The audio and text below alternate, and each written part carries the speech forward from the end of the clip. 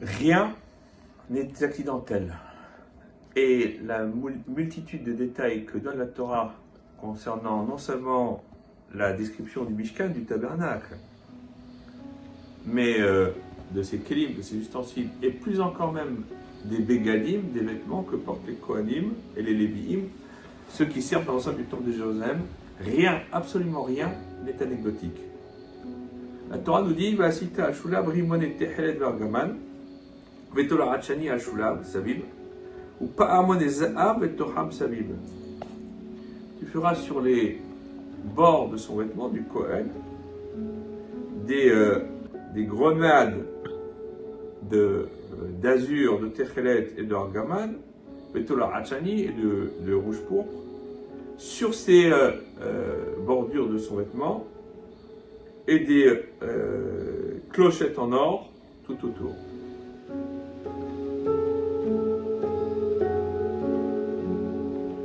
Le Sfat Emet nous fait remarquer que tout ce qui est mis al-shulav sur ces bordures, eh bien, nous fait penser qu'il faisait pendre sur les bordures de son vêtement, eh bien, des grenades ou constituées de fils de techelet.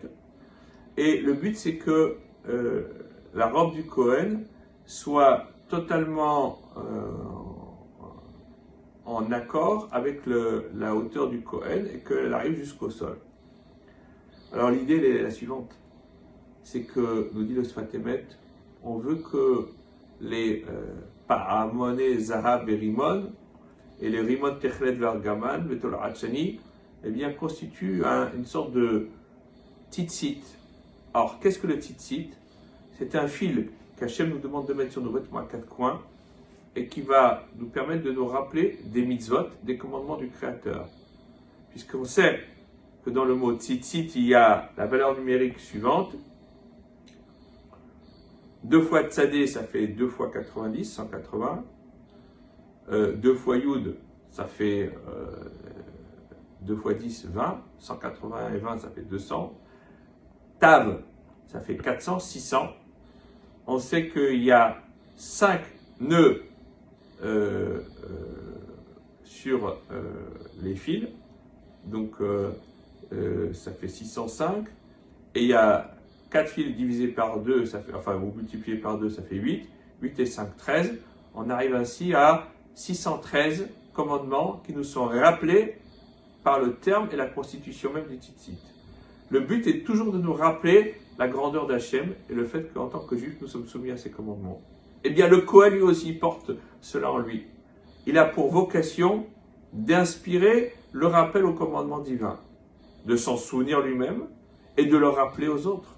Puisque le Kohen, sa fonction première, c'est d'être l'enseignant par excellence. Et c'est ce que nous dit le Sfat Emet. Les bordures du vêtement du Kohen sont là aussi, elles aussi, pour nous rappeler que, en tant que juifs, nous portons haut et fort le message divin, le message du Sinaï, qui est là pour nous améliorer, pour nous projeter dans notre relation vis-à-vis du Créateur et aussi vis-à-vis d'autrui. Shabbat Shalom.